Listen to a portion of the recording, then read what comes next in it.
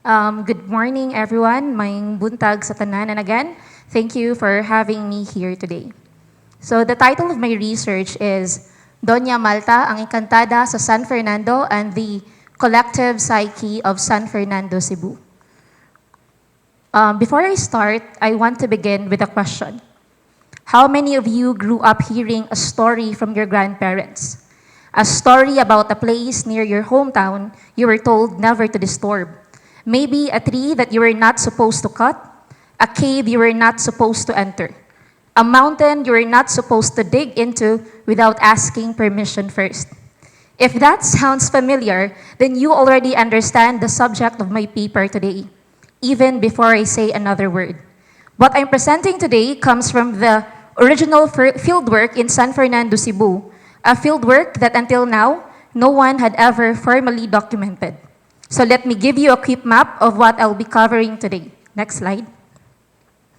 This paper does 4 things. First one, it documents the Donya Malta narrative, which has never been formally written down before this study. It only existed in memory. Second, it reads, using mimetic theory and thematic analysis. It also reveals 2 dimensions of what I call the collective psyche of San Fernando, what the community believes and values expressed through this story.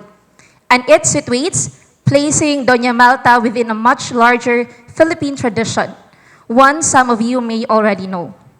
But first, why does this work matter? And why now? Next slide. Oral literature is disappearing, and it is disappearing quietly. UNESCO identifies it as among the most fragile forms of cultural heritage. Not because anyone is destroying it, just because it needs nothing to vanish.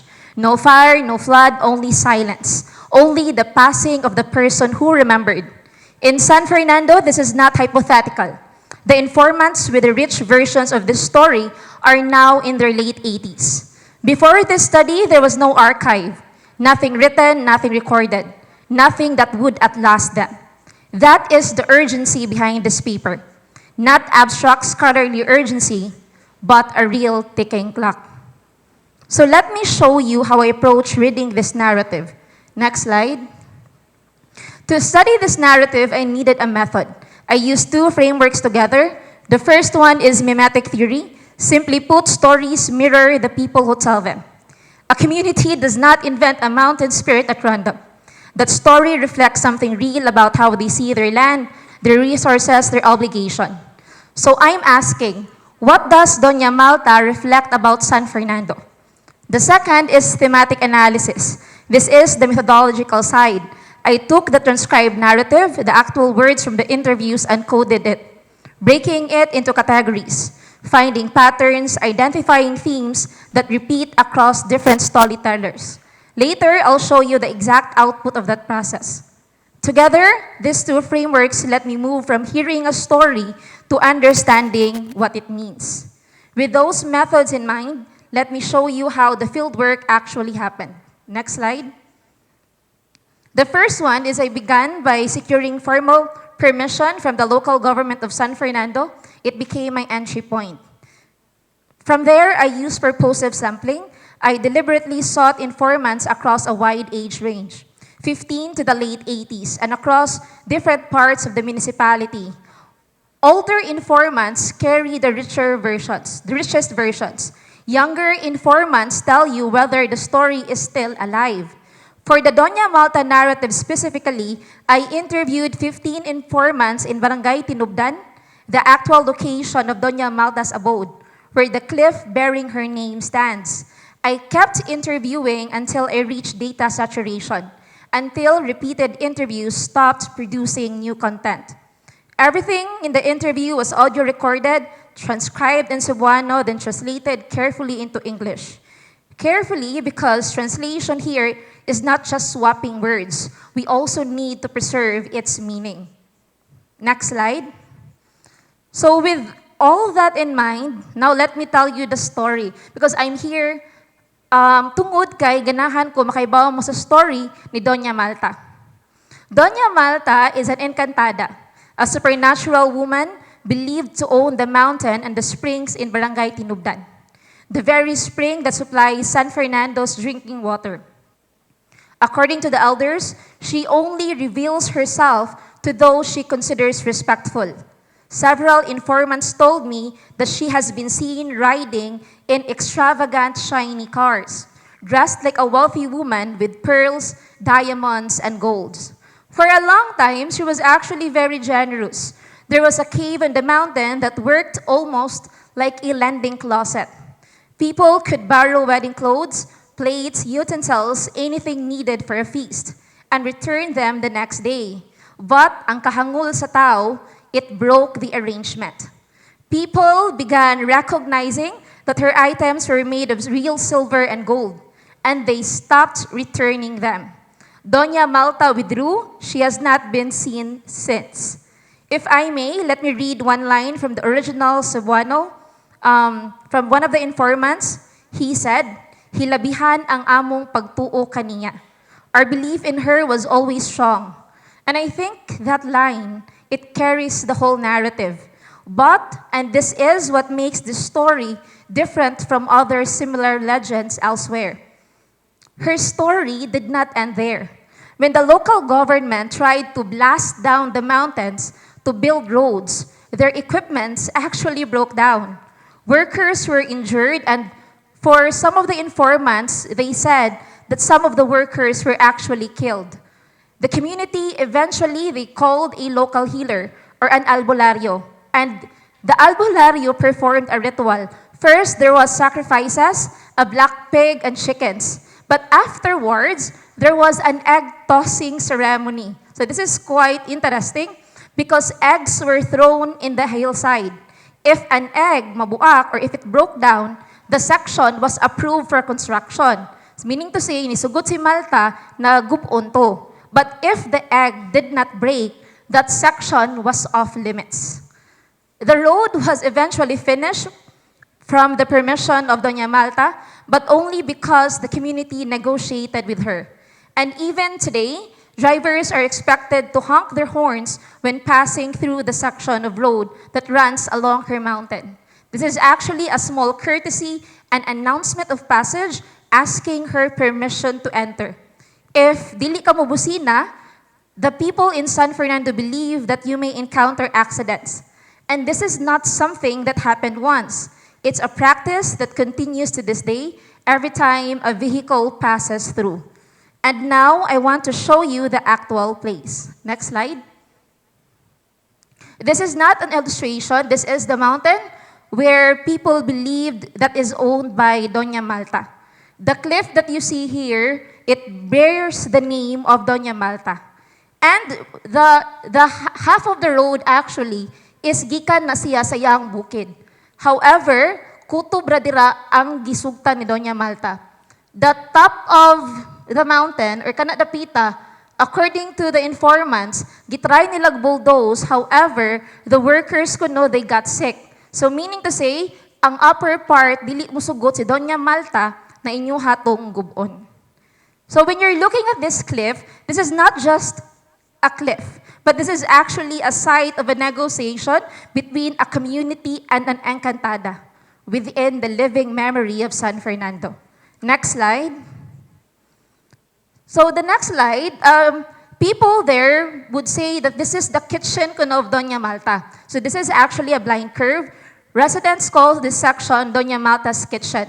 Because mura ang triangle kuno kay mura siya og portal. And every time they would pass here, they would hear kuno the sound of the utensils, as if someone is cooking inside the mountain. And because this is a blind curve, drivers are required to honk their horn before passing through, not only as a road safety measure, but as an act of respect to Donya Malta.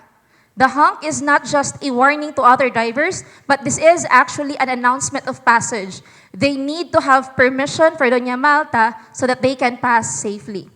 Next slide. Donya Malta belongs to a recognized, I think everybody knows it already, tradition in Philippine folklore that scholars Dr. Erlinda Alboro calls the borrower's myth. Some of you may already know her contemporaries, Maria Makiling of Mt Makiling, Mariang Sinukuan of Mt Arayat, Maria Cacao of Argao, right here in Cebu. All of them, they actually follow the same five-part structure. A lost lender, a lonely abode, aid to the poor, an abuse of trust, and a punishment, Donya Malta fits this pattern almost perfectly. But here is what makes her original. In other legends, Manggod, the spirit simply disappears. The story ends there. It's actually a cautionary tale about the past. But Donya Malta does not just disappear. Even until now, she remains very much active. The community still negotiates with her. Her permission is still required. She isn't just a historical legend. She is actually a living protocol in San Fernando. So if she is a living protocol, what exactly is that protocol teaching the community? Next slide. So the first is, when I interviewed informants, none of them described Donya Malta as a fairy tale, which is very interesting. They described her the way you would describe a neighbor, magsilingan na nila, and a fact of the landscape. First one, community fear and refusal. Workers refuse to continue after injuries and death. Not because bati ilang equipment, but it is because mahadlok sila sa retribution ni Donya Malta if they did not ask permission. Second one, ritual as recognition. The albularious work was not superstition. It was the community's formally acknowledging that Donya Malta's authority over the mountain is real. So they need to respect her before construction could proceed. And card 3, eyewitness accounts. Informants report sightings of a wealthy woman in a shiny car near the mountain. And even now, muingon sad sila ngadto na ako no sila nakita na puti kaayo na babay and lucky na bata. So, murag ni continue gihapon ang iyang story. Card 4, still happening that road. People in San Fernando, they would always honk their horns because it is a way of respect towards Donya Malta. Next slide. Now, the second dimension, think back to the story for a moment. A group of people borrowed items from Donya Malta. They kept them, that was their choice. It is an individual choice. But the consequence was not individual. Donya Malta did not punish just the people who stole. She withdrew her generosity from the entire community. The lending cave, which had served everyone for generations, was now closed because of what a few people did. This is the moral logic at the heart of the story. In San Fernando, what you do as an individual is never only about you. It ripples outward. It touches everyone around you. And in the case of Donya Malta, it can cost the whole community something they depended on. You see also the same logic in the construction incident. Individuals work disturb the mountain without permission.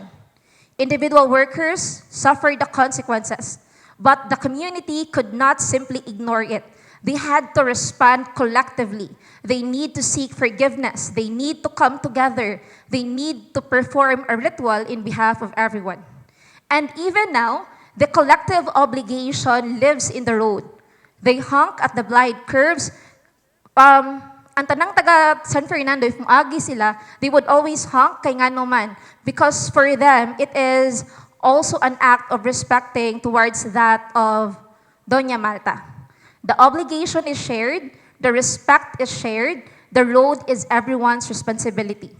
And one of my informants put it this way, translated into English, though the legends may evoke fear, they also offer a valuable guidance to our families and children to tread cautiously in these areas. And that is not someone keeping an old tradition out of habit. That is someone telling me their story. And until now, it still teaches. So stepping back, next slide. So stepping back, what does all of this actually contribute? First is original documentation. The Donya Malta narrative had never been formally written down before the study. It existed only in memory. It now exists on paper, and it joins the broader record of Philippine oral literature. And that is something no one can undo. Second, a methodological demonstration. I want this paper to show you that you do not need a massive data set to produce meaningful cultural analysis. One narrative, carefully collected, carefully read, grounded in the actual words of the people who carry it, that is enough. That is the argument of the ethnoliterary method. And third, and this is the one I care about most, is the cultural self-knowledge. And last slide. To end this, I want to be clear about what I mean by that. One of the reasons why I tell this story to everyone is as a form of a challenge. The story is still here because someone kept telling it. A grandmother told it to her daughter told it to her children are the informants who told it to me. That chain is the only reason we are talking about Donya Malta today. And sadly, that chain is breaking. Its oldest link are now in their 80s. The conditions that once held it together, sadly, karon, is slowly disappearing. So this paper is not only an analysis, it is also a call to the researchers in this room, to the cultural workers, to the educators, to the municipality of Cebu, and in other places. There are many stories like this one, undocumented and studied, held in the memory of people who are growing older every year. Those stories deserve the same care. I have tried to give the story of Donya Malta today. They deserve to be heard and heard carefully before it is too late. And thank you everyone for listening.